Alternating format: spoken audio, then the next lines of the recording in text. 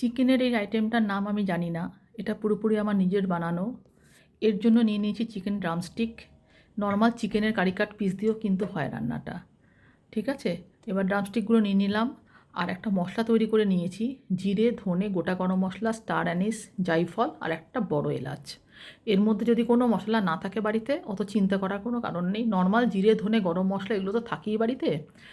এবার চিকেনের ড্রামস্টিকগুলোতে একটু নুন, লেবুর রস, লঙ্কার গুঁড়ো আর এই মশলাটা যেটা ভেজে আমি গুঁড়ো করে রেখেছি, একটু আদা রসুন বাটা, ব্যাস লেবু রস দিয়ে মেখে ভালো করে রেখে দেবো। আর কোনো মশলা কিছু কিন্তু পড়ছে না। খুব ইজি বানানো, অনেক কম জিনিস লাগে, খালি এই মশলাটা রেডি করলেই অনেকটাই মনে করবে 80% কাজ হয়ে গেছে। ওটা 1 ঘন্টার জন্য রেখে দিলাম। এবার কড়াইয়ের মধ্যে একটু বাটার দিয়ে এবার চিকেনের পিসগুলো আমি দিয়ে দেবো। একটু ভাজা ভাজা করতে হবে পিসগুলো। এই ড্রামস্টিকগুলো দেখো সুন্দর মেরিনেট হয়ে গেছে। মেরিনেট হওয়ার পর আমি ছেড়ে দিলাম। এবার এগুলো একটু উল্টে পাল্টে একটুখানি ভাজতে হবে। একটু জাস্ট ভাজা ভাজা হবে, বিশাল কড়া ভাজা একদম ওরকম কিছু না।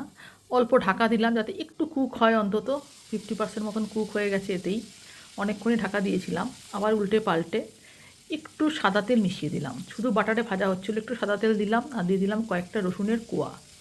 রসুনের কোয়াও দিলাম, আবার কিন্তু একটু রসুন কুচিও দেবো আমি।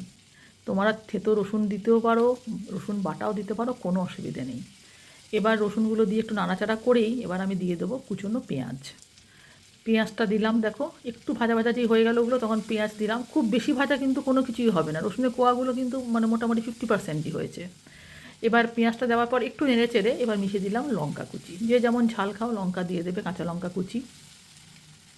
লঙ্কা দেওয়ার পর দেখো এবার একটু ভাজা ভাজা করছি। এবার দিয়ে দিলাম কয়েকটা টমেটো স্লাইস। স্লাইস করে দেখো গোল গোল করে কেটে জাস্ট ওপরে আমি কিন্তু বসিয়ে দিলাম এখন। আর দিয়ে হালকা একটু জল দিলাম যাতে পেঁয়াজটা পুড়ে না যায় নিচ থেকে।